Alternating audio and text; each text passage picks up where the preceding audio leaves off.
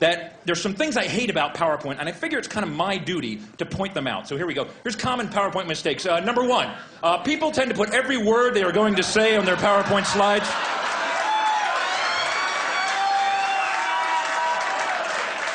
Although this eliminates the need to memorize your talk, ultimately this makes your slides crowded, wordy, and boring.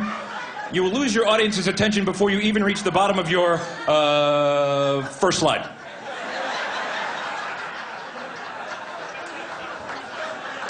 Please don't do that anymore, please. Number two, most common, many people do not run spell check.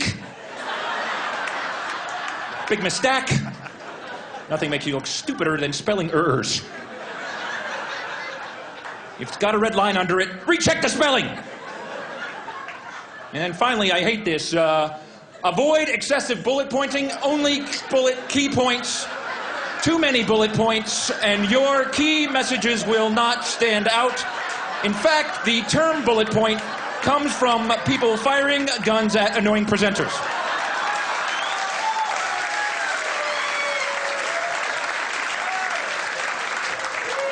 Hence the bullet point. Bad color schemes, not good. Clashing background and font colors can lead to distraction, confusion, headache, nausea, vomiting, and loss of bladder control. I can't stay on that one too long. Here's something I've noticed. The number of PowerPoint slides you have in your talk, the less useful your talk actually is. Unfortunately, my presentation is right there. I've also noticed this. People love to pack data into their presentations. They shove more and more data thinking it's better, but it's not. The more data you have, the harder it is to read your slide, and the effectiveness plummets. Now you can improve the effectiveness by adding some shading and some 3D effects, and then some second order and third order effects, and then, I know, let's add some labels. That'll help a lot. And that's pretty much every marketing slide I've ever seen right there. Yeah. Then some like VP of marketing standing there going, it's real clear in Q4. What the hell are you talking about? Now, I'm into in animation. People become animators in PowerPoint. You can have things flying all over the place, and that can be good. If you're a visual learner, that will improve the effectiveness of your performance. But if you're easily distracted, more animations, and people have no idea what you're talking about. They're just, wow, that is cool, wow.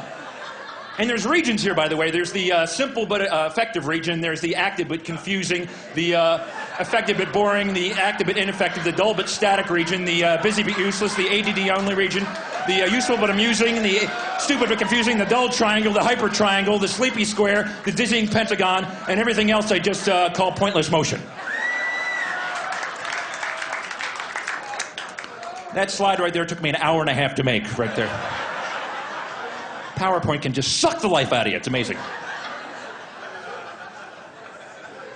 I've also come up with this. It's a kind of a little science I've invented called font analysis. Basically, the font you choose says something about who you are as a person. There's a huge list of fonts, and you choose one, and that says something about you. So be careful the font you choose.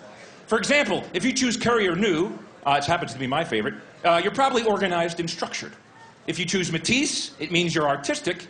And if you choose Times New Roman, it means you're lazy, apathetic, and unimaginative, and you always use the default. Oh. A lot of Times New Roman people. Welcome. We have some more. If you use freehand script, you're a horrible speller, so you try to hide it with a hard-to-read font. Very smart. If you use Gothic, it means you're very pale and you wear black. And if you choose Wingding, it means you're a nerd and you have no life. In fact, if you know what those symbols mean, you will never have a date. Trust me. Don't bother.